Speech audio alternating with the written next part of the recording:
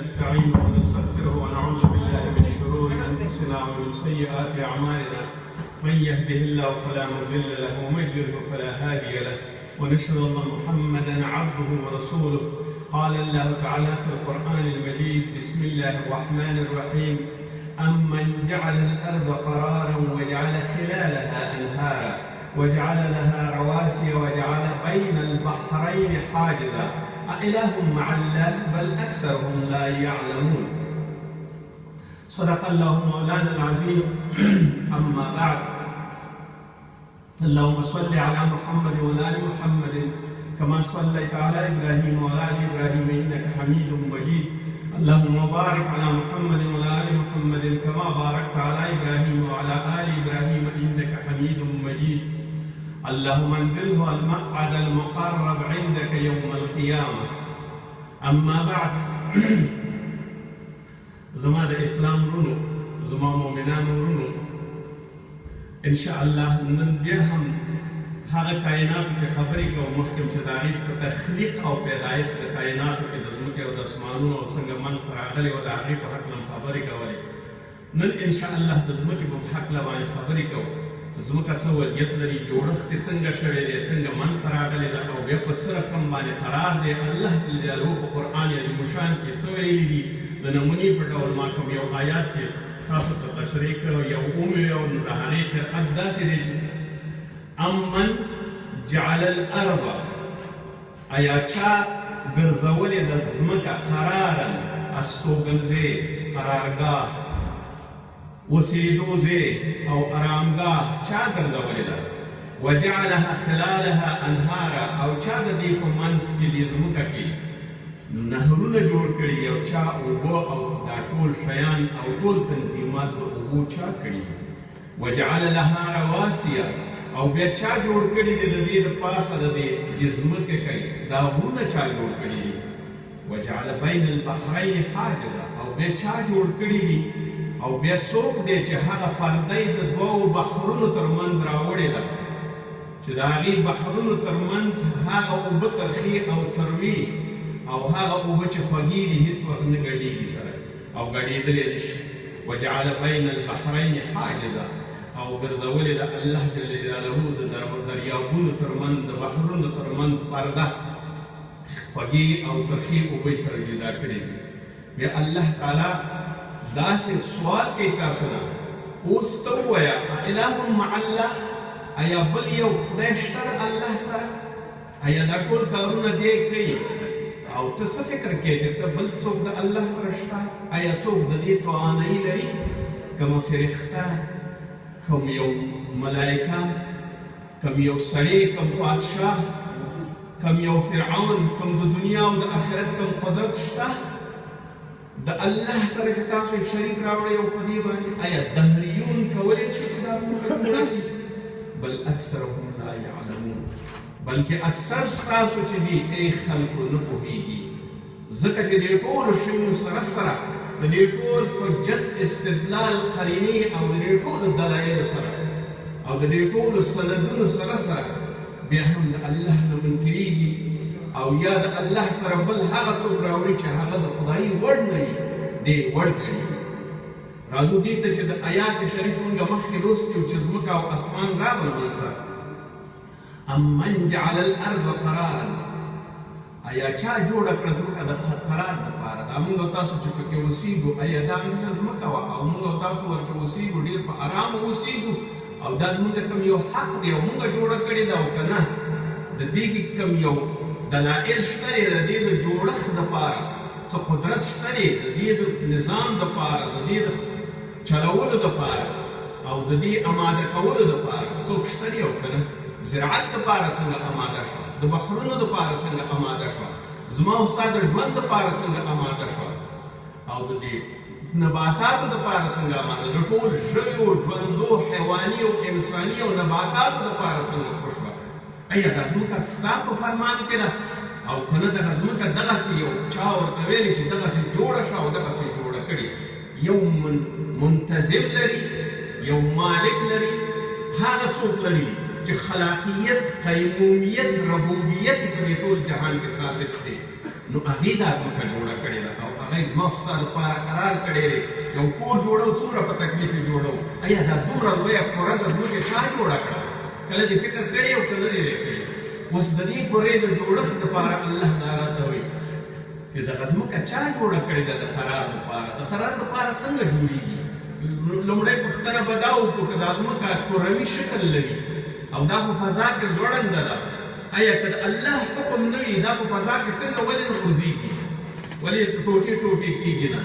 لکه څنګه چې دا ستوري تاسو ګورئ لکه ادارې او کهکشانونه ګورئ چې غورځېږي او ټیټېږي لکه څنګه چې تاسو لمر او سپوږمۍ ګورئ چې غورځېږي او بېرته جګېږي همدغسې دا ځمکه هم ولې نه غورځېږي ولې نه شتري نو ضرور خبره ده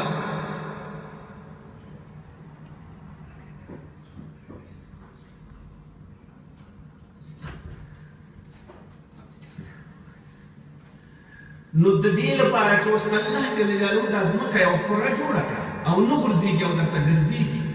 دا په دوو محورو باندې ګرځېږي یو یې وضعي محور دی څلور ساعته بعد حرکت کوي 40 ساعته کې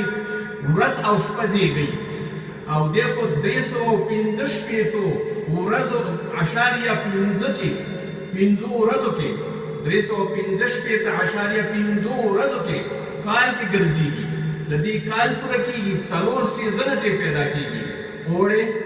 ژمی پسرلی او منی دغه ټول د دې د حرکت نه پیدا کېږي دا په خپل مدار باندې ګرځېږي بیا د الله جل جلاله دې قدرت ته ګوره که دا د ځمکې یو مخ دې لمر ته مخامخ وي او دا بل مخې ته یې تیاره وي دغه مخ چې لمر ته مخامخ دی دا به د لمر دپاره دومره سخت وي او دومره به تکلیف وي چې انسان به پکې ژوند نه شو کولی هیڅ دیا به پکې نه زرغونېده نبات به پکې نه زرغونېده دې کې به هېڅ شی نه و موجود وچه کلکه ځمکه به وه دویم که چېرته د دې ځمکې دا بل اړخ چې کوم یو تیاره اړخ دی دا به دومره به یخ و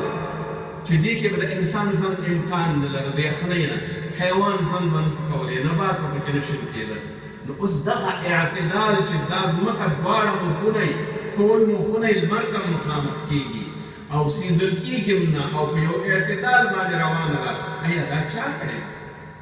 بیا دې ته خپله ساینسدانان په دې باندې قانع دي هغوی دا وایي ځمکه چې کومه یوه 3 شیان وایي نیولې ده ځمکه لیتوسفیر جمادات او هایدروسفیر یعنی مایعات او اتموسفیر یعنی هوا دې 3 شیانو نه دا ځمکه تشکیل شوې ده او دې 3 شیانو سلسله ده په دې باندې او علماء مفسرین څه وایي 1500 میله پورته الله جل جلاله یو کثیف باد پیدا کړی دی یو دروند باد پیدا کړی دی یو تیز باد پیدا کړی دی یو هوا پیدا کړې ده دا هوا د ټوله ځمکه کنټرولوي چې دغه ټول مواد پکې موجود دي دغه کوم یو لیتوسفیر دی هایدروسفیر دی او اتموسفیر هایدروجنونه پکې موجود دي اکسیجنونه پکې موجود دي اوبه پکې موجود دي دغه ټول شیان دغه باد کنټرولوي او دغه باد دومره کثیف او دومره دروند دی چې د دې د ځمکې نه ټول خطرات لرې کوي دغه باد لګېږي یو موج په بل وهي بحر یو بل سره برابروي او د دې د بحرونو د موجونو نه بړاسونه پیدا کېږي او بړاسونه اسمان ته پورته کېږي همدغه باد یوې قارې یو برازم ته رسوي او د هغې نه بارانونه کېږي د هر چا چې احتیاج وي هغې ته باران رسوي همدغه بادونه دغه ټول ورپسې وي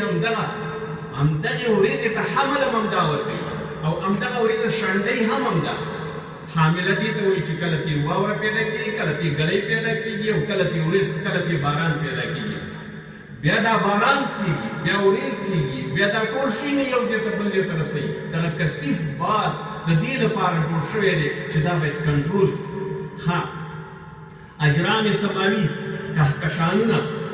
او سیارې او ثوابت دغه منظومه شمسي 9 سیارې دي د لمر د نظام شاوخوا ته ګرځېږي دریونه دا ځمکه غټه ده د دریو کروي منظومون شمسي منظومونه یا شمسي عطارد زحل اورانوس نفتون خسوف د دې نه ټوله ځمکه غټه ده او د 5 نورو نه ځمکه وړه ده مګر ځمکه بیا هم د دې لپاره چې انسان دپاره جوړه شوې ده دومره په اعتدال باندې ده چې د دې کثیفو بادونو په واسطه باندې دغه هر څه جوړېږي د هره شپه یعنې څلېر اصلاحاتو کې د اسمان څخه د ځمکې په لور باندې 2 میلیونه لکیدار ستوري، آتشین ستوري، د اور ستوري، د اور سپرغۍ هغه د ځمکې په طرف باندې راځي او ځمکه پرې ولي. که چېرته دغه آتشین ستوري د دغې باد د جاذبې نه وی بند کړې او دې کې دا قدرت نه وی، نو 2 میلیونه ستوري چې په هره شپه باندې وولېږي، آیا د ځمکې په مخ باندې ژوند کېږي؟ هېڅوک هم نشي ویلی دې بمبار کې څوک ژوند وکړي. په لحاظه دغه ستوري ټول هغه باد بندوي او دغه ستوري څومره په سرعت ځي، په یوه دقیقه کې 20 میله رفتار کوي، داسې تیز روان وي چې تر څو سړی خبرېږي وخته د ځمکې تل ته رسېدلی وي. الله جل جلاله دا هوا ورته کړې ده چې هغه په اسمان کې ایساره کړي. او د دې ثبوتونه موږ ګورو شمالي امریکا کې په نورو ځایونو کې موږ ګورو چې اکثر ګټې لکه روسیې کې مابل کال راغورځېدلی یو تیږه راغورځېږي یو کاڼی راغورځېږي. دا د هغې هغه ټول کثیف بادونه یې کټوړي. بیا دغه ځمکه په څه اعتدال جوړه شوه، دا ځمکه نه نرمه شوه د موم په شان کې او نه مایع شوه چې ته پکې خپې کېږي او ډوبې شي او هر وخت یې کلک ونیسي او پکې تلیا نه شي، او نه دومره سخته شوه چې ته پرې کار وکړې او یا پکې کان راوباسي او یا پکې زراعت وکړې او یا پکې نور کوم کارونه کې، نو د هغې دپاره بیا هم برابره ده. نه کاڼی ترې جوړ شو، تیږه ترې جوړه شوه، ډبره ترې جوړه شوه، نه سنګینه شوه چې ته پکې کار نشې کولی، او نه مایع شوه چې ته پکې خپېرې ډوبېږي او کار ترې نشې اخیستلی. په یو اعتدال سره یې درته جوړه کړه. بیا د دې سره چې کله قرار شو او دا جوړه شوه او د دې قرار یې جوړ کړه او هر څه جوړ شو، دې سره یې بیا تعادل برابر کړ. حیواني ژوند، انساني ژوند، نباتي ژوند، تر اوسه پورې لس لکه انواع د ژوندیو شیانو پیدا شوي، لس لکه انواع د ژوندیو ژوو، انسان حیوان د دې ژوندیو شیانو لس لکه نوع دي، او د دې لس 2 لکه صرف نباتاتو نوع او اقسام دي. او دغه هر یو د خپل لښکر سره او د خپلو افرادو سره په میلیاردو خلک لري، او دغه ټولو ته الله تعالی د دې ځمکې ته قرار ورکړی او د همدې ځمکې نه ورته رزق هم ورکوي. په همدغې باندې مړۍ په همدې باندې کوي، او دې سره څوک سوال نشي کولی کوم شی غوښه خوري او کوم شی څه شی خوري او کوم شی څه شی خوري. زه ډوډۍ خورم او یو مرغه غوښه خوري او یو مرغه ځي بل شی خوري، او یو ځناور ځي غوښه خوري او یو ځي واښه خوري او یو علف خوري، او دې ټولو ته دغه رزق په هر څه برابر شو، او بحر کې ورته نور شیان پیدا شو دې ته هم برابر شو.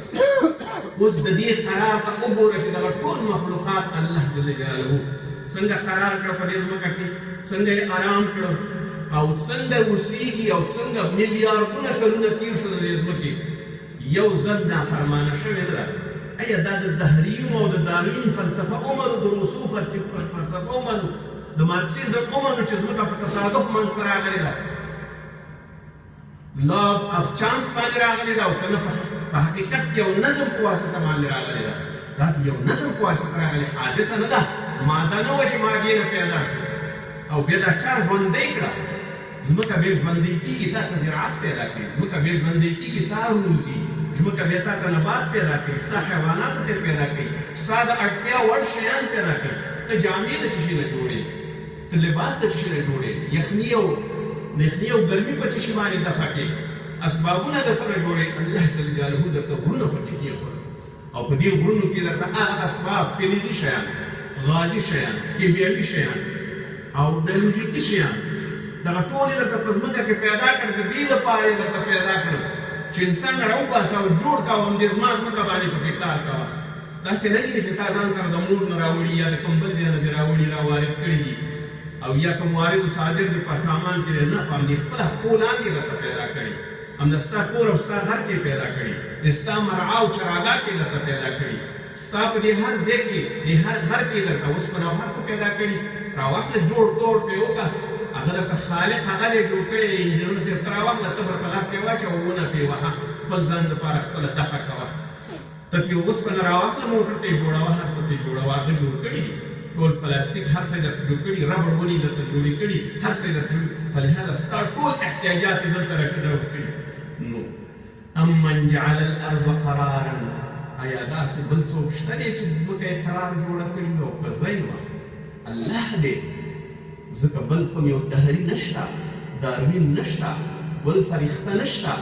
کوم یو بل پیری نشته، ولی نشته، پیغمبر نشته، قارون نشته، نمرود نړۍ څوک نشي کولی چې دا ځمکه جوړه کړي بدون د سوا د الله نه. او هغه هم په خپل قدرت باندې تا ته څنګه قرار جوړ کړی، ستا نیکه ستا پلار نیکه د انسان ټول نسل او د هغې نه مخکې په میلیاردونو کلونو باندې دا قرار و. همدغسې د ځمکې دپاره قرار دی او آینده به هم قرار وي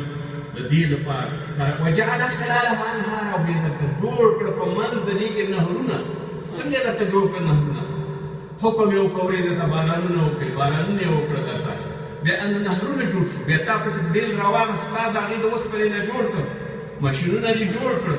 بیا ته دا ماشینونه چلې، ځانونو ته نهرونه راوړي، کویان دې وکنل، کاریزونه دې وکنل، غره کې درته واورې ذخیره شوي دي، بحرونه یې درته جوړ کړل، کښتۍ وسه یې درکړه، لرګي درته جوړ کړي دي، کوم سامان چې ستا په کار دی هغه ټول. خلالها انهارا، په منځ د دې ځمکې کې بیا نهرونه جوړ کړي. وجعل لها رواسي، او دې لپاره یې غرونه جوړ کړي دي، دې لپاره چې ته وګورې چې غرونه څه حکمت لري. د ټولو نه اوچته سطحه 9 کیلومتره د اورس غر دی، او د ټولو نه بحر او قینوس کې 12 کیلومتره ځمکې ته په بحر کې سړی وتلی شي. اوس انسان ویلی شي 2 طبقې ځمکه الله پیدا کړې. ځینې علما داسې وایي 4 براعظمه دي: اسیا، اروپا، استرالیا او افریقا. دا 4 براعظمه شو، او 2 منجمد بحرونه شو، شمالي قطب او جنوبي قطب. دا دواړه منجمد بحرونه، دا 6 شو. او کولمبوس ته الله تعالی دا رهبري وکړه چې ورشي امریکا کشف کړي، نو 9مه طبقه ځمکه هم پیدا شوه. اگر چې اسلامي علما دا نه مني، وایي امریکا مسلمانانو کشف کړې ده او هغې جوړه کړې ده، خو ظاهرا د مفسرینو نظر دا دی چې دا 9 طبقې ځمکه تا ته په هر ډول پیدا شوې، یوه دې اوسه پورې تسخیر نه کړه. په 100 کې ساینس 2% تر اوسه پورې پیشرفت نه دی کړی، نظر د خدایي او لویوالي د ځمکې او د اسمانونو ته 2% هم مخکې نه دی تللی. او بیا هم دعوې کوي دا حادث پیدا شوی دی او دا ماده پیدا شوې ده او دا د هغې نه پیدا شوې ده. د دې نه دا یې وګرځوه. وجعل بین البحرین حاجزه، او ویې ګرځول په مابین د بحرونو کې درته پرده یې درته څنګه وګرځوله؟ د دې پردې جوړول د خپل د ولې درته وګرځوله؟ یو خدا چې ټولې پردې د ځمکې چې هېڅ وخت بغاوت نه کوي، تا نه اذیت کوي، ځای په ځای باندې دی او په خپله باندې دی، او بیا تا دپاره د دې دواړو بحرونو تر منځ یې درته یو پرده جوړه کړه. دې خوا ته خوږې اوبه دي، دې خوا ته تروې اوبه دي. خوږې او تروې اوبه نه ډکېږي، او دا ټوله دنیا تصدیق کوي. یو امیر البحر سید علي د ترکیې 14مې صدۍ کې په مرآت الممالک کتاب کې لیکل شوي دي، یو رومي لیکلي دي چې ما په خپله باندې د بحر نه کله چې زه کله د بحر خلیج فارس په بحر کې ومه، نو ما په خپله باندې دغه اوبو نه استفاده کوله، عسکرو او فوج ته مې هم د دې نه استفاده کوله. د دواړو بحرونو تر منځ دې خوا ته به خوږې وي، دې خوا ته به تروې وي، او زه مطلب خوږې اوبه به مې راغستې. دغه خبره امریکایان هم تثبیتوي. کله چې هغوی قرارداد کړ سعودي سره چې هغوی د تیلو چینې راوباسي د الزهران د بحر نه یې، الزهران کې دو کار کوو د همغې بحر نه تر هغې پورې چې دو فابریکه د تصفیې د اوبو نه وه جوړه کړې، او بیا زهران کې کویان د اوبو نه وو کرلي او نه وو پیدا کړي، نو د همدغې اوبو د بحر نه به یې استفاده کوله. خوږې اوبه او تروې اوبه دا دواړه په بحر کې موجود دي. مرج البحرین یلتقیان، بیا دا دواړه بحرونه یې نه سره یلتقیان دي، یو ځای کېږي. بینهما برزخ لا یبغیان، د دې تر منځه پرده ده، دا بغاوت نشي کولی، دا به په خپله چلېږي، خوږې به خوږې ځي او ترخې به ترخې ځي. دا د الله قدرت دی چې یوه اوبه بل ته نه ګډېږي. اوس لا زراعت دې ته رسېدلی دی، د هالنډ په ځمکه کې ټوله ځمکه شورهزاره ده، خورچینه ده، موږ تاسو پکې فصل نشو کرلی. اوس بهترین د دنیا د ټولو ښه الوګان او ښه صادرات په هماغه شوره ځمکه کې کېږي. صرف دا دی چې موږ یې طبیعت اوس لاندې کړو او دغه ځمکه باندې اوس کرو. نو د الله تعالی مرج البحرین حاجزه اله مع الله، ایا د الله سره بل الله شته دی چې تاسو هغه پرستش کوئ او منډې ورته وهئ او د الله نه نه ویرېږئ او الله نه پرستش کوئ؟ څه جواب وایي ورته؟ دغه ټول شیان یې درته پیدا کړه، دغه هر څه یې درته پیدا کړه. بیا په دې ځمکه کې جاذبه پیدا کړه، د جاذبې قوه.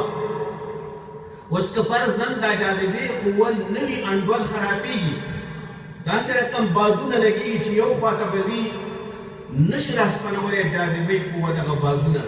او چې کله یې نشي راستنولی نو په ځمکه کې به بالکل ژوند نه وي او ځمکه به دومره تودېږي چې ټول خلک به مري د ګرمۍ نه او هر حیوان او هر نبات به مري او که چېرته داسې وشي که دا جاذبه تعادل یې اوچت شوی وي دا به وشي او که د جاذبې تعادل کم شي نو اوس د جاذبې چې کله زیاتېږي نو هغه بل طرف چې جاذبه زیاته شي د خلکو جثې به دومره وړې شي د حیواناتو جثې به دومره وړې شي دومره یخني به پکې راشي چې د یو وړوکي انسان انتقال به ګران وي ځکه دا به دومره دروند وي چې څه شی به یې نشي وړلی او نه به په خپلو پښو باندې پرې شي دی وګوره دغه جاذبه درته دغسې جوړه کړه نه باد خپلې سرکشۍ ته پرېږدي نه هوا خپلې سرکشۍ ته پرېږدي نه موسم د اوړي او نه د ژمي یو نه پرېږدي خپلې سرکشۍ ته او بیا دا ځمکه دومره قرار او ښایسته ځمکه شوه الله جل جلاله مفسرین فرمایي کله چې الله جل جلاله ځمکه راوخته چې راشئ کرها و طوعا په زور راځئ او په رضا راځئ نو موږ په اطاعت باندې راځو اولینې خبرې ورته د مکې معظمې ځمکې وکړي چې موږ ستا هر څه حکم منو موږ ستا فرمانبرداري او دویم په اسمان کې ورته بیت المعمور خبرې وکړې چې موږ ستا فرمانبرداري نو بیا الله جل جلاله پې دا ډېر کارونه شروع کړل اوس هغه فرمانونه چې دی وړي د دې ځمکې په سینه باندې ته یې دا سینه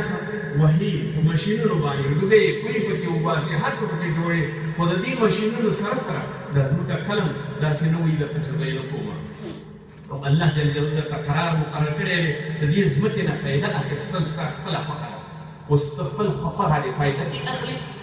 د دې لپاره کې فایده اخلي چې تا بچي پرې ترزیق شي او که د دې لپاره کې فایده اخلي چې فساد پکې وکړي غلا پکې وکړي زنا پکې وکړي د خدای نه پکې تمرد وکړي په یو بله غلطه لاره باندې لاړ شي او شیطان سره ملګری شي او د الله د لارې نه نور ستا خپله خوښه خو کله کله فکر کوه ای انسانه بل اکثرهم لا یعلمون اکثر د دې خلکو نه پوهېږي دا د ناپوهان نه ځان مه حسابوه د خدای قدرت وپېژنه د خدای عظمت وپېژنه هر څه برابر دي